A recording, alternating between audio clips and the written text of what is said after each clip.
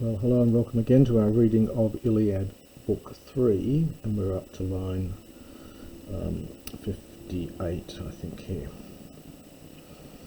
And so Paris has been abused verbally by his brother Hector, who's spoken very strongly, and finished up by saying that the Trojans are a gutless lot. Otherwise they would have stoned you to death for all the terrible things that you have wrought, you have done. Alter is something just then. Alexandros, Theoedes, godlike Alexander, then replied to him. Hektor, now notice the vocative here, the long omega becomes a short omicron in the vocative. O Hektor, epe since ne kesas. This is from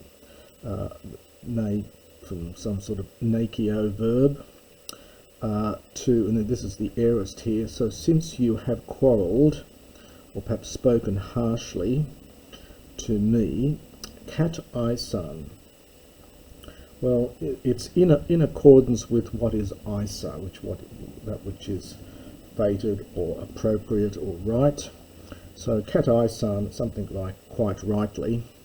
So since you have found fault with me quite rightly, uder huper I son, not beyond that which is reasonable. So you might say here,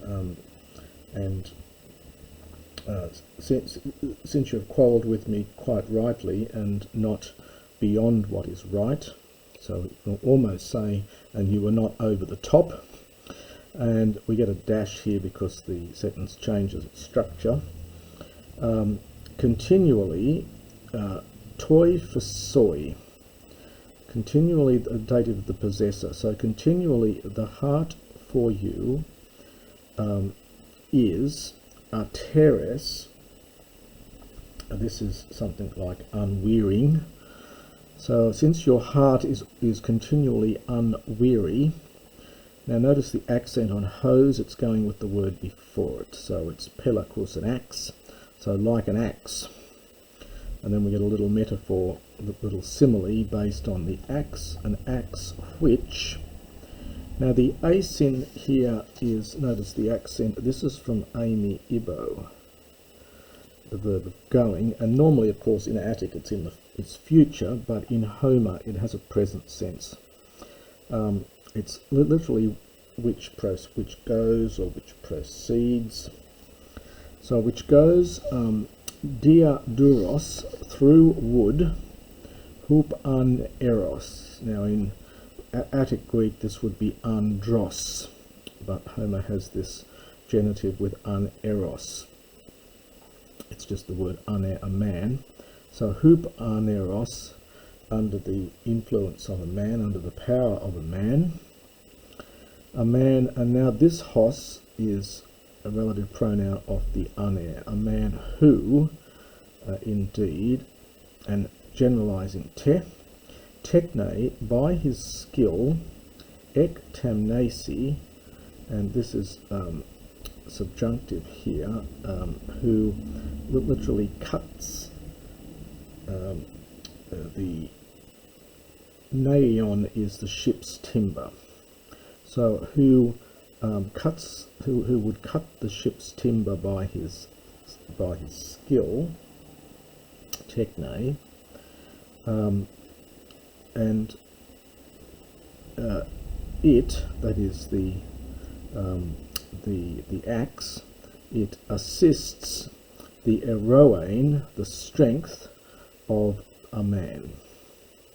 That's a funny little simile here. So it's like an axe which cuts through wood under the strength of a man who by his skill cuts the nay on the ship's timber. It it assists the strength of the man. So it increases the force of his blow, the power or the strength. Eroe is effort or impetus. You can translate it here as strength, perhaps. Perhaps strength might be better here, or effort. The effort, it assists the effort of the man. Hos soi any stathesin. Thus, your mind in your breast for you is artebetos, is fearless. Tabio is one of these many verbs of fearing. This is alpha privative, so is fearless. May profere is an imperative here. Do not, well, it's literally bring before me, so perhaps bring up against me, the beautiful gifts of golden Aphrodite. So he's saying, don't, because he's had a go at him for having such beautiful hair and good looks, and he says, don't hold that against me, don't bring this against me, the beautiful gifts of golden Aphrodite. U toi apoblet estithion ericudia dora. Nor apoblete, it's apobleta, it's neuter plural agreeing with dora, and it's an adjective formed from apobello, of course, and so it means to be thrown away. So nor, and the toi here is indeed, nor indeed are, because it's neuter plural, are the very the ericudia, the very prestigious gifts of the gods to be thrown away, as many as they themselves might give. Dosin subjunctive here from Didomi. And someone would not take them. This is heloito, so this is from that hyrio, halon, hell root, and hekon is willingly. So the idea is that, you know, you don't get to choose your good looks and your nice hair, etc. You just get given them. So no one would, of their own volition, it's almost be able to take these things, to choose them. But now, if you wish me, polemisdein, to fight a battle, to fight a war, and makesthai, to fight, so to engage in war and to fight. Kathison, imperative, aorist imperative from kathisdo, to cause to sit. So cause to sit the other Trojans, Kaipantas Achaios, and all the Achaeans. At altar, but. Now, sum ballet, it's balete, it's another imperative. It's literally throw together. You could translate here to set. So place in the middle me and Menelaus, dear to Ares, makesthai, to fight, Amphihelene, in regard to Helen, and all the other possessions. Now remember that he took not only Helen, but he took some of Menelaus's possessions as well when he came back to Troy. And it's rather sexist in Greek, but whenever they talk about a woman being taken, they also in the same breath mention all the other stuff that they've taken as well. So set me in the middle, and Menelaus dear to Ares, to fight around in regard to Helen and all the possessions, dative plural from Katama. Hopoteros, whichever of the two might prevail and become the greater. So which of the two wins and shows themselves to be the greater. Having taken Katermata, the alpha's dropped off and the tor is aspirated before the H in Helone. And this Helone again is, there's that Hel stem from Hyrio. Halon is the aorist.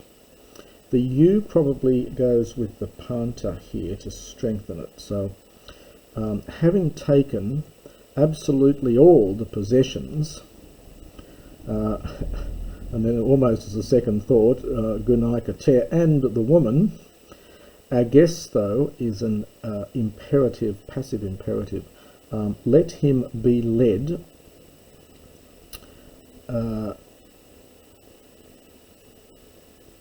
oikidi home. So let them be taken home. Let him be taken home. And the others, now this is from temno, tamontes, it's a participle here.